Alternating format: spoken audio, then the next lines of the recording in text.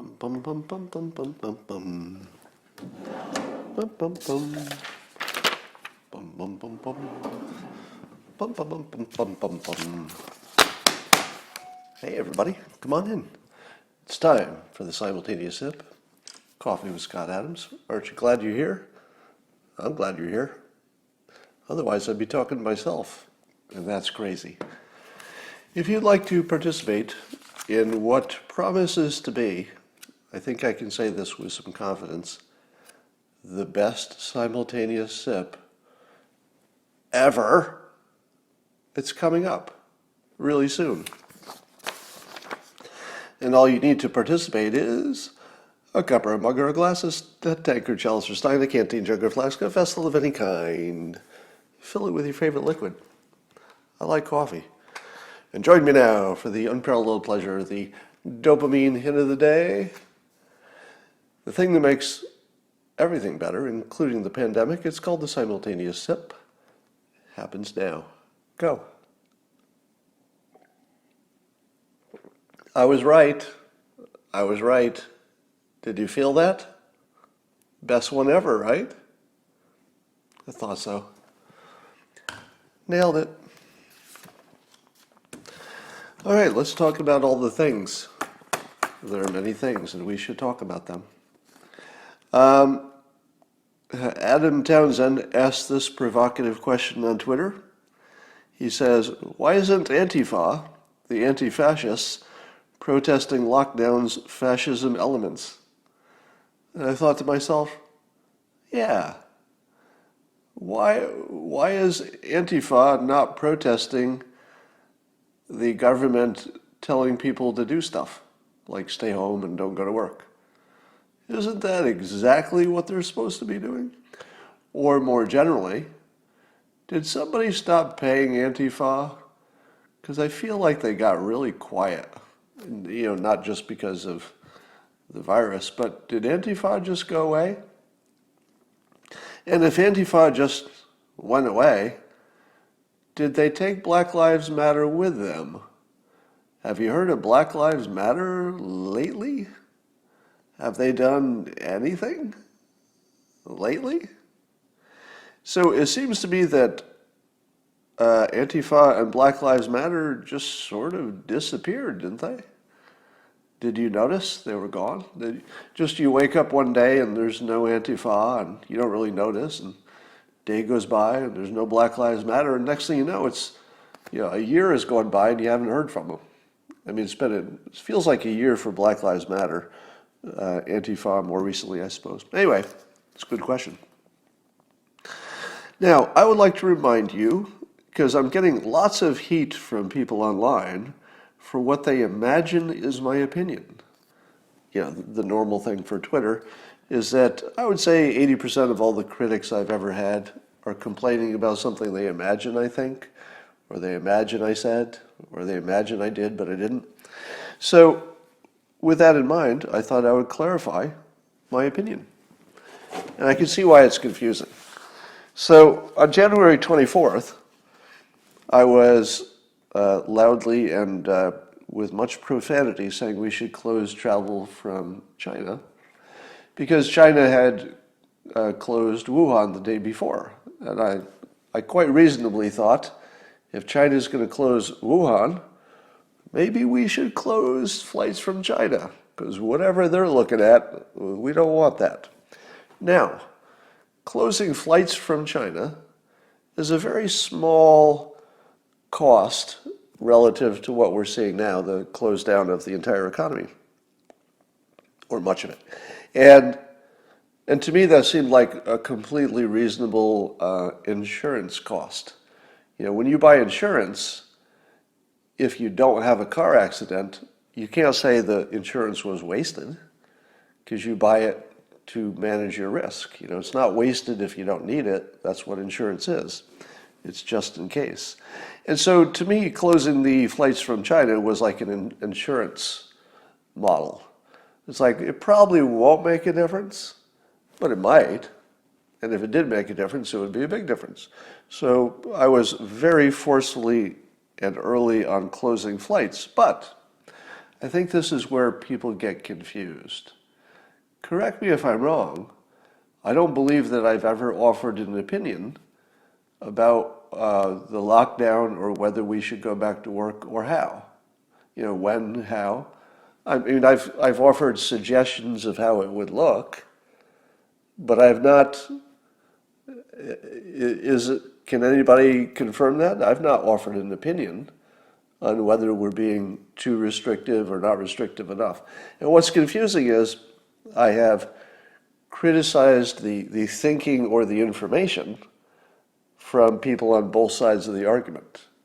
So I think people believe that if you criticize somebody's argument, that you're on the other side. That's not the case. What's the other side? Why is there even an other side about a medical/economic question? None of us know the right answer, but we can certainly identify when somebody's thinking about it in a, let's say, a less useful way. So I've been quite aggressive trying to correct people's way of thinking, which is completely different from telling them my opinion and doing that. But enough time has gone by and enough things have happened that I feel like I'm comfortable giving you my opinion now. So this will be the first time you've heard my opinion about what we should do in terms of going back to work. I'm somewhat influenced by, well, not somewhat, I'm influenced by what we've learned so far. I'm influenced by the reaction of the public, which is a big variable. I take the emotions, the feelings, just the energy that the public is putting in this. Those are gigantic variables. But here's sort of what I might call the last straw that makes it easy to have my opinion. All right, because last 24 hours I was thinking, I don't know, I think I could go firm on an opinion, but I'm waiting. And then I saw this. Apparently Nancy Pelosi was on one of the late night shows, and she was doing a remote tour of her refrigerators in her home to show how she was stocking up, I don't know, for the pandemic or just for fun. And she's standing in front of two Sub-Zero refrigerators. The total cost of her refrigerators, just the refrigerators, the two of them, is more than most people earn in a year. And she opens it up and it's well stocked in her mansion with ice cream and stuff. And I think other people had a similar response, which is our multi-million-dollar leaders don't seem to have, I don't think they're reading the room right. You know what I mean? If Nancy Pelosi is showing us how much food she has stocked in her two expensive side-by-side Sub-Zero freezers, I don't think she's reading the room right. Do you? That feels so out of touch with whatever is the experience of the working class and the people who are suffering this week. That was sort of like a final straw for me. Just made it easy to have an opinion. Here's my opinion. My opinion on this is similar to, but different, from my opinion about how we should come up with abortion laws. And my opinion on abortion is that men should just stay out of it, because except for the money decisions, we should be involved in money. And I'm not saying you shouldn't have a right to talk about it. You can do whatever you want. I'm just saying you get a more credible decision if whatever we come up with is what the majority of women support, because they have more skin in the game, for all the obvious reasons. So I'm not saying that men should not have a vote, or I'm not taking away your right to talk about it or anything. I'm just saying that if you want the most credible set of laws, whichever way they go, pro-abortion, against abortion, the most credible is the ones that women as majority support. Likewise, and learning from that, but it's a different situation, obviously. Analogies are not exact. But taking from that, and I look at the decision to go back to work, I'm pretty sure that my decision about my personal risk should be irrelevant. And I've tried to hold that to be true, Because it'd be real easy for me to say, and this is true, my personal experience isn't that bad. I'm literally in a mansion that I built to have everything I want. My income pretty much is going to go down 75% when newspapers go out of business by the end of the year, I think. So I'm taking a big hit, but not like somebody who lost a job. I'm not taking a hit like somebody who can't pay their rent. I'm not in that category. So from a moral and ethical perspective, I would not try to take my specific, unique situation and say, well, let's run the country based on what's good for Scott. So I've been waiting to see not only if we could learn more about the facts of the virus, who's getting it, etc., how deadly is it, what treatments do we have and all that, but also importantly, I was trying to read the room and try to find out where the country's at. Because it doesn't matter if you think we should do something if you know the country won't do it. There's no point in talking about what you should do if it's impractical. It doesn't fit with the mood of the country. And here's my read of the mood of the country. And I realize this could be off a little bit because I probably see more traffic on social media from one type of person than another. But here's my take on it. I believe that the country as a whole, and again, so far this is not my opinion. I'll tell you when I get to my opinion. The country's opinion as a consensus seems to be very strongly, this is my sense of it, could be wrong. It seems to be that the sense of the country is moving very much toward they'd rather open up, go back to work, even if it does cost hundreds of thousands of lives. So that's my read of the room, is that the country was sort of waiting and seeing, but at the moment, and certainly the direction of things is moving very strongly. This is my feel for it, very strongly toward, if our only choice is that people die now or later, which seems to be the only choice, because we don't have a vaccine. Basically, a lot of people are going to get this thing. I think the country has decided to take the risk, and I'm looking at the comments, and I realize that I think the people on this Periscope are not exactly a random subsection of the planet, but I was very much trying to figure out if people were speaking only selfishly. Like I was trying to get a sense, all right, are you only talking about yourself, that it's better for you to go back to work? Let's say you're young, you don't have much risk. Or are you really thinking about what's good for the country? Because it's hard to sort those out. And I've come to a decision that it doesn't matter. It doesn't matter if other people are thinking about their own personal situation, or if other people are thinking about what's good for the country. Kind of doesn't matter, because they're both moving in the same direction of what's good for the country and what's good for the individuals is starting to look the same, as in time to open up. So this will be the first time you've heard my opinion. My opinion is I would like to support the consensus. I'm not positive the consensus opinion is in my best interest. But do I or do I not have the freedom to stay hiding in my house as long as I want? I do. I do have the freedom to hide in my house as long as I want, if I want to manage my own risk. So for the good of the country, the good of the world, it does seem to me we've reached a turning point. I think the president senses it as well. Everything he says suggests to me that he's got just exactly the same feeling. On day one, it's very hard to say, hey, country, I think you should go out and accept, 1 million deaths, 200,000, whatever the number is. I think you should just go out and accept those, because I might not be one of them. Because even though I'm in a risk group, I know I can hide, and I'll get good health care if something happens. But a lot of elderly people will die. And I think we've just gotten to the point where people sort of thought about it for a long time. They looked at their own situation, they looked at the big picture, and I think people have just made a decision. Yeah, I think people have made a decision. And I also don't think it matters what the government thinks at this point. Because I think the public, this is my read of the room, my feeling is the public has decided to go back to work. The government can't stop us all. All right. The government can pretend to be in charge, and the governors can pretend to be in charge too. But ultimately, it really is up to the public.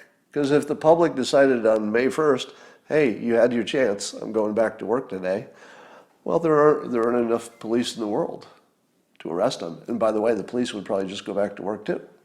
So, it's sort of a fantasy that the government is in charge. They're in charge if we let them. The government is in charge if they have credibility. The government is in charge if they have more information than we do, and we're like, okay, you know more than I do. But in this situation, I believe the government and the people have pretty much the same information. Am I right? I don't believe that President Trump really has some kind of secret information that you and I don't have. Doesn't look like it. So I think we're perfectly capable to make this decision collectively, and we've decided. So the question about whether the governors should be the main people making the decisions for their states versus the president, I think that's obvious, isn't it? Is there anyone who disagrees with that the governors are closer to the situation and they should manage the specifics of their state? I think we all agree with that, right? Would anybody disagree?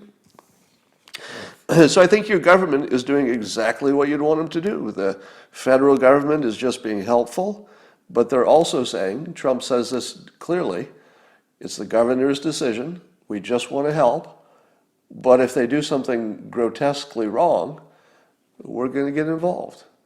That's about as good as you can get, really. What's better than that? Describe any situation that would be better than what the president has offered to us. I can't think of one. It's the best one I can think of. So that's where I'm at. The governors can decide, but if they don't have a plan that looks like a real plan in the next couple of weeks, the public will decide, right? The governors get first chance, but if they don't decide, or it doesn't look like a real plan that actually gets us to work, I think the public will decide. So I think we're getting back to work. And I think that we have decided as a civilization, decided as a country, that, let me say it in the starkest terms. You ready? Because I don't think we should enter a decision like this, because this is it's a big expense either way you go, right? Keep the economy closed, people die. Open it up, people die. So these are adult decisions, and I think we ought to be able to talk about them plainly. And let me talk about it plainly right now. Turns out that the so-called greatest generation has one more war. So the people who lived through World War II probably thought they were done with big wars.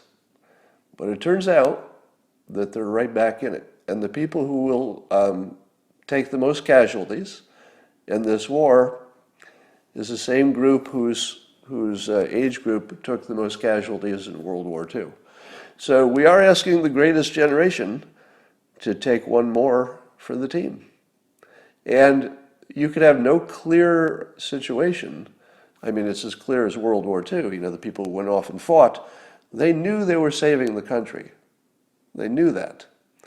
Likewise, we would be asking these people in their 80s, part of the greatest generation, to have a pretty high casualty rate. And again, it would be for the good of the country. It's not about their individual situation. We would be asking them to sacrifice for the country. So here's the question. Do you think the greatest generation is up for it? I say yes. Now, of course, every individual will have their own independent opinion, so they're not all yes. But what would lead us to believe that the greatest generation has changed? I don't know that they have. I think if you gave them the choice The ones who are still, mentally alert, if you went to your, people who lived through World War II and say, look, could you take another, can you take one more war? Can you fight one more war for the whole country? What would they say? I think they say yes.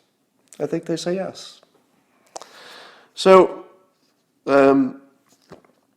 Tucker Carlson last night had a doctor slash scientist, I don't know what he was, some expert, and he was saying that he has a strong suspicion, it's not confirmed, but that the virus has already spread much farther than we know. Now, if it's spread much farther than we know, the implication was that that's good news, because it would suggest that the death rate of the virus is far smaller, maybe even in the neighborhood of current regular flu. But that doesn't mean it's safer than the regular flu, because there are two elements that make the flu dangerous. One is how many people die if they have it, and the other is how viral is it? How many people are going to get it? How quickly does it spread? And if it's true that more people have it than we know, that would suggest that the death rate is lower. That's good news. Wait a minute. No, that's bad news, because that's just one variable. That one variable, the statistic of how likely you will die if you get it, is just one variable. If 10 times more people get it, even if it's only the same amount of risk, once you get it, it's 10 times worse. And I think Tucker needs to make that clarification in the sense that would be the more complete picture. It feels like saying that, let's say that this doctor's right and we study it and we find out that the number of people who die from this virus pretty much similar to every other virus anybody ever got. It's like 0.00, is it 1%? I forget what the percentage is. But let's say it's the same, but it's 10 times more viral or 6 times more viral, whatever it is. We don't know how viral it is. But let's not say that if it's more viral and more people have it without symptoms, that therefore it's not as deadly. Am I right about that? That you have to know both? All right, we'll get to Candace. I know you want to talk about Candace Owens. All right, I think that if we were to reopen the economy now being in the next few weeks under some smart plan, would people look back at this and say it was a mistake? I know they will, right? But let me suggest this. I think you also have to look at the closing of the economy as an insurance cost. It's a gigantic insurance cost against some larger, number of deaths or whatever. And I don't know that it was the wrong decision. I don't know that it's the wrong decision.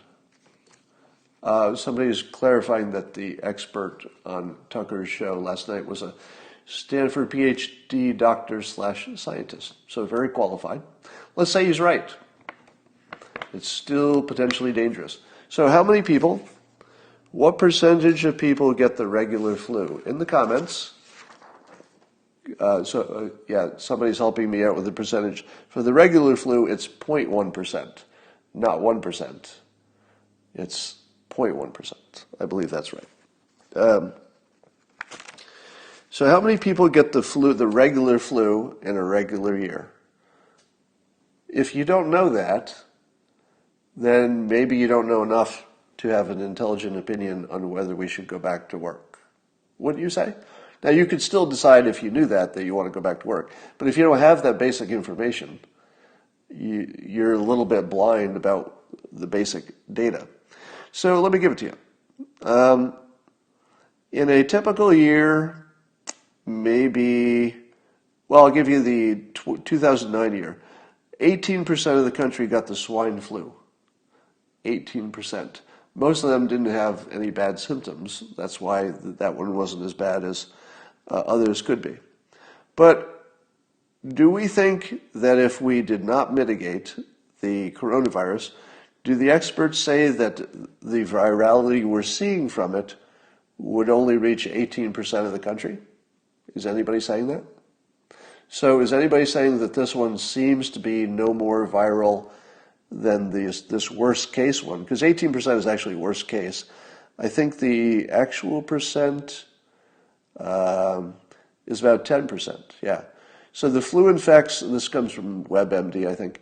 The regular flu, gets 5 to 20% of the U.S. population every year. 5 to 20%. And I saw another source that just took the middle ground and says about 10% of the public gets it. What percentage of the public are the experts predicting will get the coronavirus?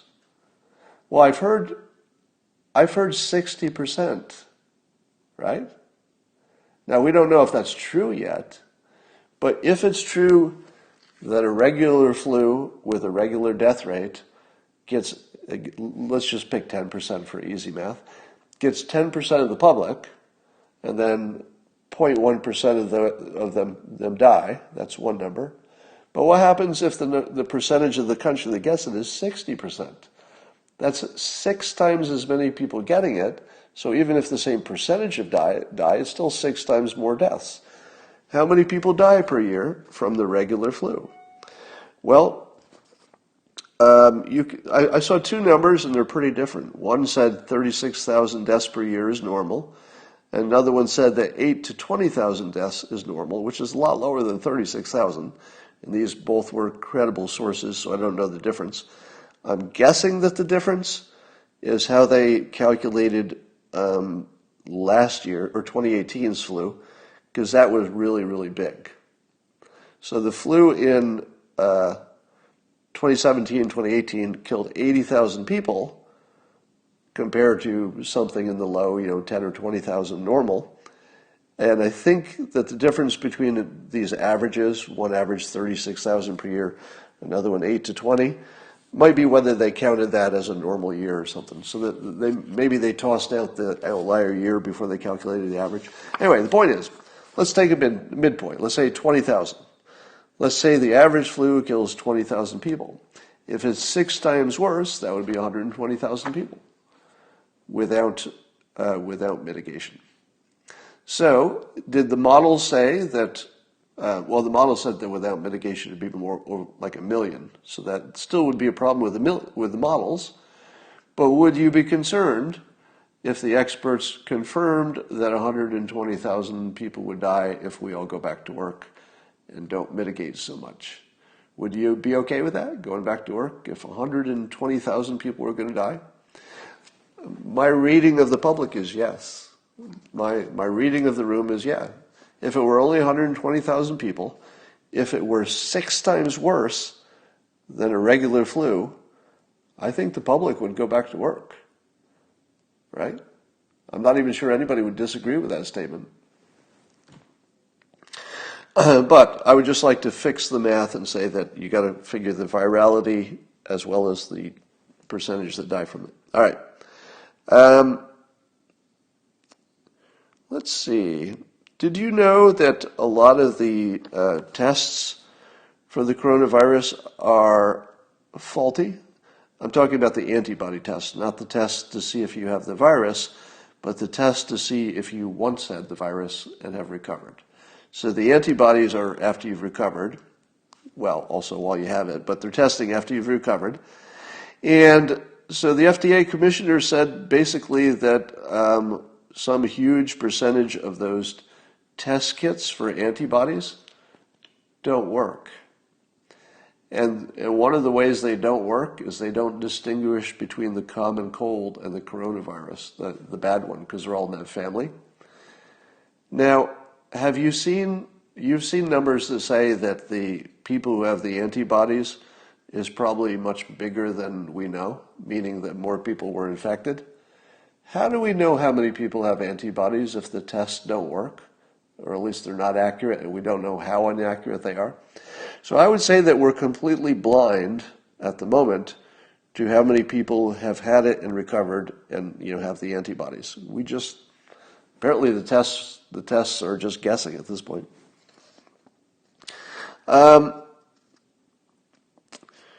Let's see. Bill Gates has said that halting the funding to the World Health Organization, which is what Trump has suggested, until they do some kind of a study about what happened here. So Bill Gates says that's as dangerous as it would sound. But I'm not going to disagree with Bill Gates because it does sound dangerous, right? So Bill Gates says that's as dangerous as it sounds. And I think, well, he's right, because the World Health Organization does a lot of things that, if they're doing them right, are quite valuable, or so people say. So I don't think he's wrong that it's dangerous. But here's the part where I think a little nuance is important.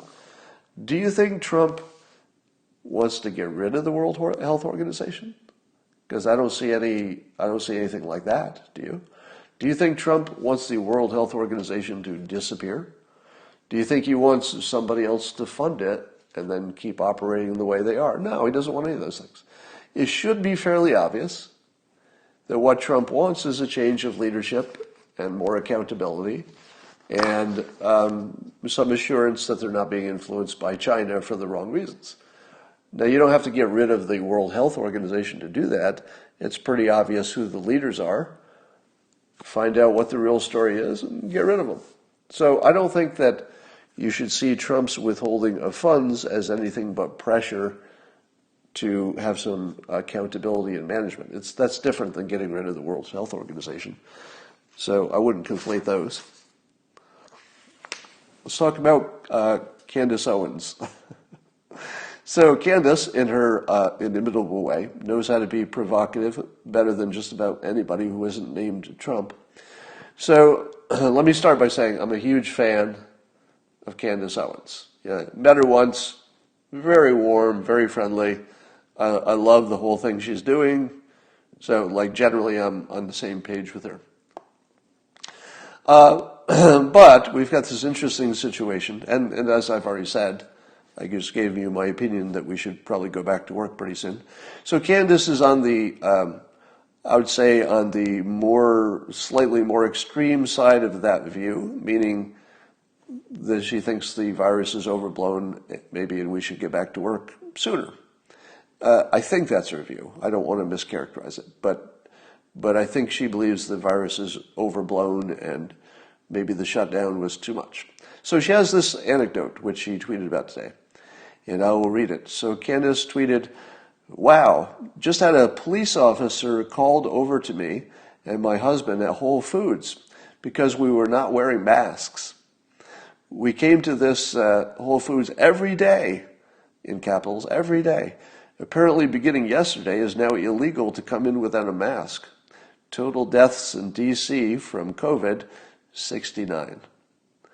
So you might imagine that I think it was like one of the top trending hashtags, the everyday thing. And here's my take on it.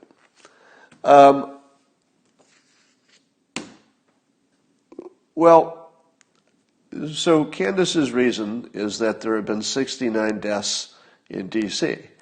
Now, she accurately points out that 69 deaths in this big old city is not a big amount. But I tweeted back, maybe Whole Foods believes pandemics can get worse because of the viral part. But I'm only guessing.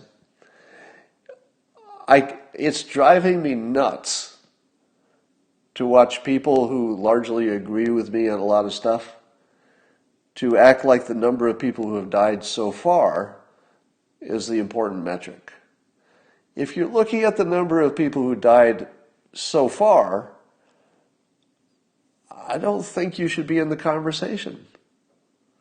Now, I get that, if you were comparing it to the model, it would be accurate to say, oh, the model seems off. But isn't the whole point to prevent the 69 people who died from turning into 69,000 people who died? Isn't that's sort of the point, isn't it? All right, so And then a lot of people were on her for about the going to Whole Foods every day and without a mask. And while I totally get the freedom element of it, so I understand if Candace wants to go to Whole Foods during a pandemic and not wear a mask, a free country suggests she should be allowed to do that. And if the coronavirus was as bad as the first impression, then I would say, Candace, put a mask on, get with the program.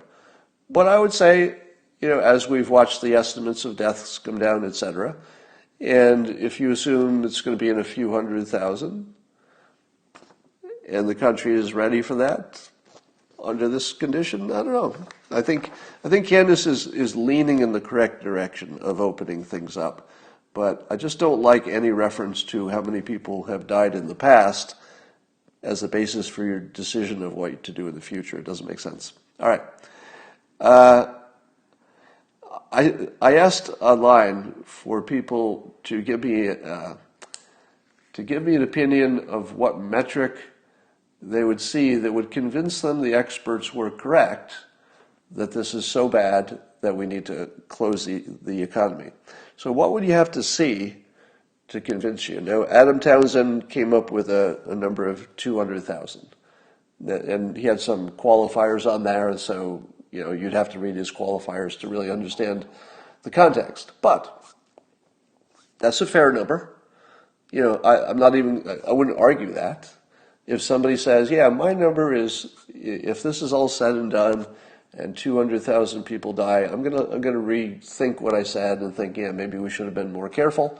But if fewer than 200,000 die, I'm going to stay with my opinion that this was overblown and closing the economy was worse than letting those 200,000 people die.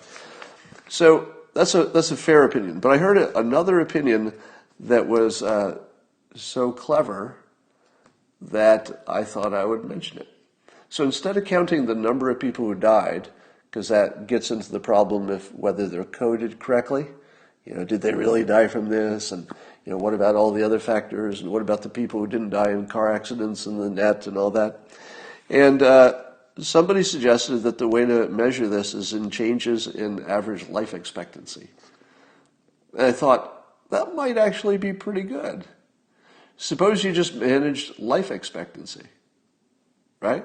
Because I think what that does, I haven't fully thought this through, but I think what it does is it somewhat unintentionally, or maybe intentionally, puts a lower weight on people who are 80 years old and dying, right? Because their life expectancy is already sort of ran out. But if somebody young dies, that changes the average of the life expectancy more. And I thought, that is a really clever thing to measure so that later we could decide, did we do a good thing or a bad thing? Am I right? And it's not the only thing you would measure, but wouldn't you like to know, a year from now, did the average life expectancy in the United States go up or down this year? I'd kind of like to know that. It's a very clever way to look at it, and I don't know why I never thought of it. But it does seem like, you also want to count the number of people. You also want to look at your percentages. But I think average life expectancy, totally worth tracking. That was a good idea. All right. So AOC is, according to the woman Tara Reid, the woman who accused Joe Biden of Me Tooing her back in the 90s, she tweeted that Alexandria, AOC, is literally the first member of Congress to address publicly what happened to her when she worked for Biden, and she thanked her. And so I looked, and sure enough, AOC, love her or hate her, I know you get worked up whenever I mention her name, love her or hate her, she's the only Democrat who decided to be consistent. It kind of tells me she's going to run for national office, doesn't it? You can already see the hints of it, where that AOC is taking a principled, consistent stand that women need to be believed. Now, You could say that's right or wrong. You could make a good argument. Well, you can't really make an argument that women shouldn't be believed. But who else was consistent, right? Is it not fair to at least give her credit for being consistent? I think that's worth something in public. She's the only one who was brave enough to just come out and say, Biden's got a problem there. We should listen to her. I'll give her credit. All right.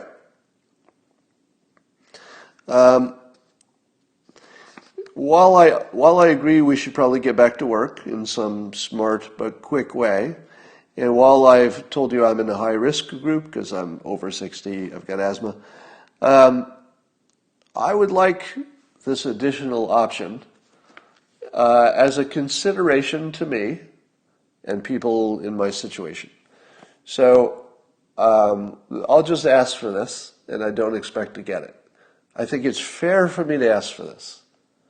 So while I would like the 20-somethings and the 30-somethings who don't have a big risk to go back to work, and they understand that puts people like me at greater risk because there'd be greater spreading, there's one thing I'd ask.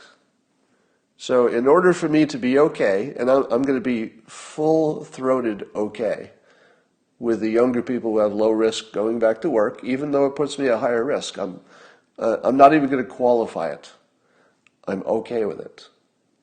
But I just ask one thing in return. I'd like to have doctor-assisted suicide as an option. Because I don't want to experience the last 2 days of drowning in my own lung juice. That's all I want. Now, if it's not the last 2 days, where it's pretty clear you're on a ventilator and you're not going to make it, whatever. If it's not that, I'm not going to kill myself or have assisted suicide. Now, California allows you to have assisted suicide under the right conditions, and if it's definitely terminal and you've got doctors signing off and stuff, and that's all great. I was actually active in that movement to get that to become the law in California. Many of you don't know that, but that was one of the things I used my persuasion for publicly. But it's not set up to be efficient. So in other words, I can't just be in the hospital and say, look, before you put me on the ventilator, here's the deal. If it looks like I've got less than 48 hours and I'm in a coma, can you just kill me? Don't. I suppose maybe if you're unconscious and your lungs stop, you don't notice. Well, maybe I don't need assisted suicide if I could just be unconscious when I die. I guess I need an expert to tell me that. But that's all I ask. All I ask in return is that it not be painful. That's all. If I gotta go, I gotta go. If it's time, it's time. I'll do what I need to do. I'll take that hit for the country. I just don't want it to hurt. That's all I ask in return. Have you noticed today that there's a spate, an absolutely spate, I tell you. Have I ever used that word before, a spate? Well, there's a spate of stories about maybe hydroxychloroquine and its little brother chloroquine maybe is dangerous and maybe doesn't work. Have you noticed that there's a whole bunch of anecdotal, and there's this little study, but it's not too rigorous. Have you noticed that? It was just last 48 hours, whole bunch of different stories. Well, this hydroxychloroquine doesn't seem to be working. It looks like it killed people, took people off, it killed. Have you noticed that? Do you believe it's real?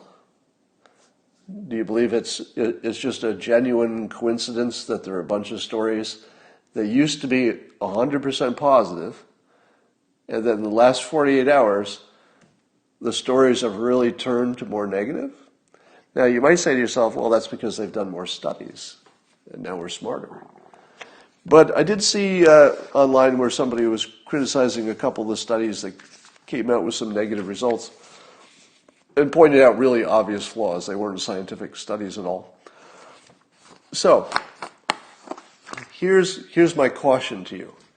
You should expect the very bad people who are trying to disinform on the question of hydroxychloroquine. Now, some of it might be that it's being confused with chloroquine, which does have, I think, more side effects and less effectiveness. So make sure that you're looking at the hydroxy version, not the chloroquine. That's the first thing. They try to conflate them to make them sound like they're both bad. Secondly, look at the amount they're giving, and they're giving it to people in the last throes of life. So that's a different calculation than giving it to somebody early. And they may not know the dose. They might just give too much. So that's a possibility. So I would suspect that foreign disinformation could be part of this. You could have Chinese bots and Chinese studies and stuff to give you some doubt about this. You could imagine that a pharmaceutical company that thinks it might have its own right answer, that's a different drug that they can make billions of dollars on, they might have a troll or two on the internet, if you know what I mean. So I don't know if you could trust the negative stories coming out about hydroxychloroquine. But let me say as clearly as possible, you also cannot trust the positive stories, the ones that say it works, because it's not quite proven. So I would say at this point it's a big question mark. All right.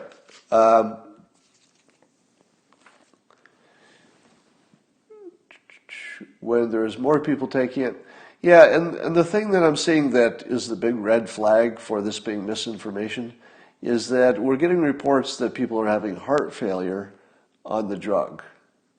Now, at least these drugs have been around a long time.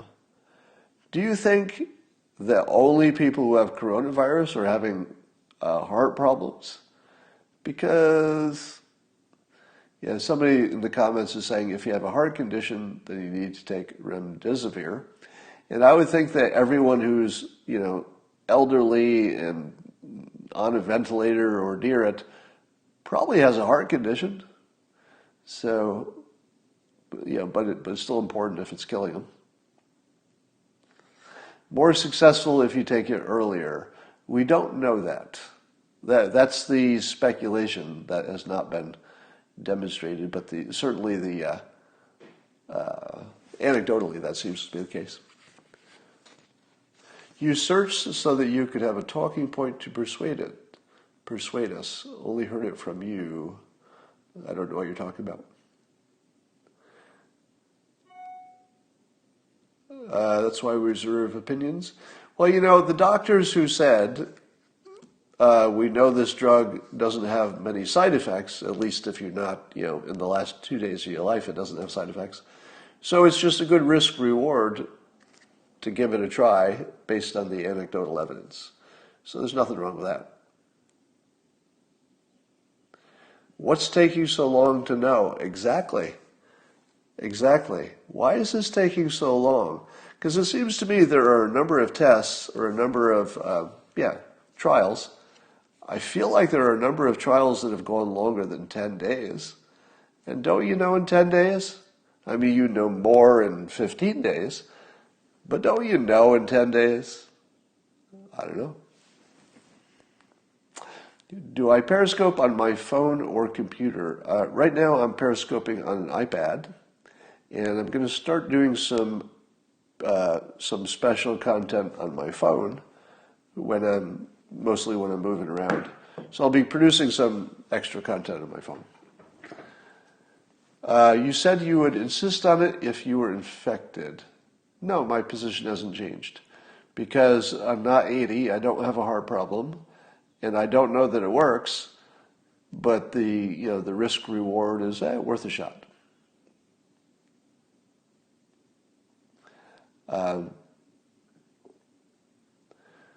Please look up Newt Witkowski. I probably won't do that, but you can send me a link. The slaughter meter. Where is the slaughter meter? Have you seen Joe Biden?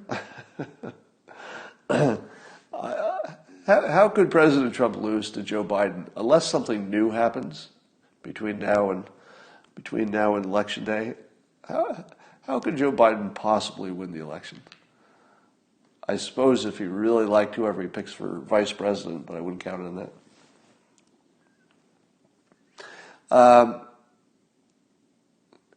how many are taking it and die without a doctor's approval? I do wonder about that.